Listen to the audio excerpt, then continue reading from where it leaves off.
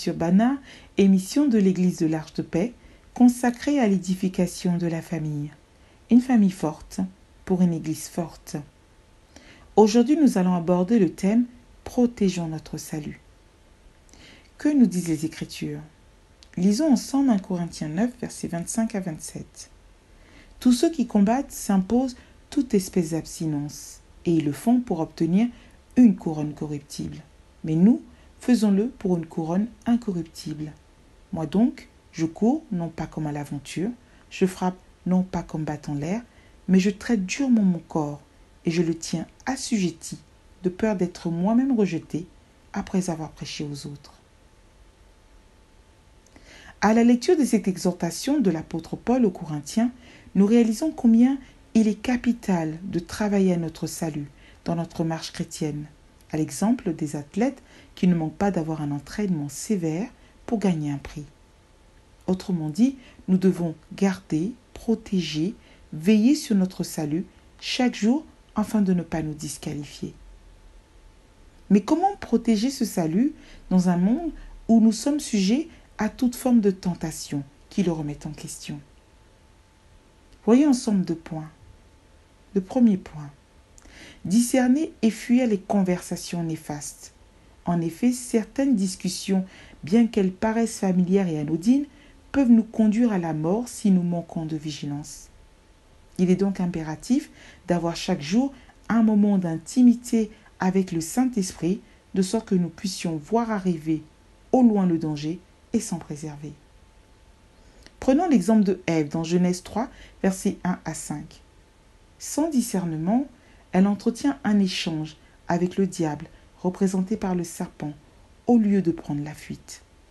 Au contraire, elle prend non seulement le temps d'écouter sa voix, mais également de converser avec lui, se détournant ainsi subtilement de la présence de Dieu.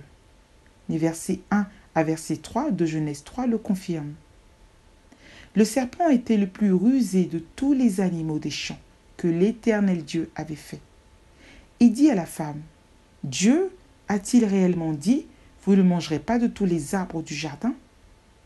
La femme répondit au serpent, « Nous mangeons du fruit des arbres du jardin, mais quant au fruit de l'arbre qui est au milieu du jardin, Dieu a dit, vous n'en mangerez point et vous n'y toucherez point, de peur que vous ne mouriez. »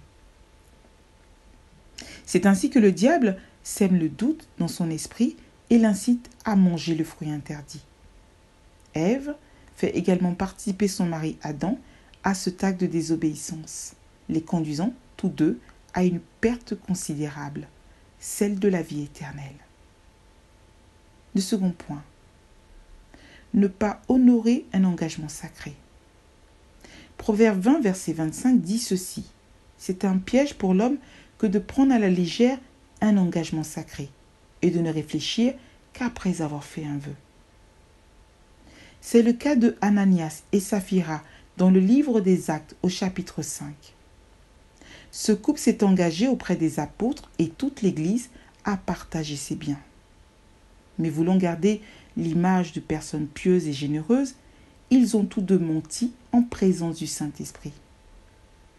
Ils suscitent alors la colère de Dieu, ce qui les conduira à une mort subite. Mais examinons ensemble l'attitude de la femme au verset 1 et 2 de Acte 5.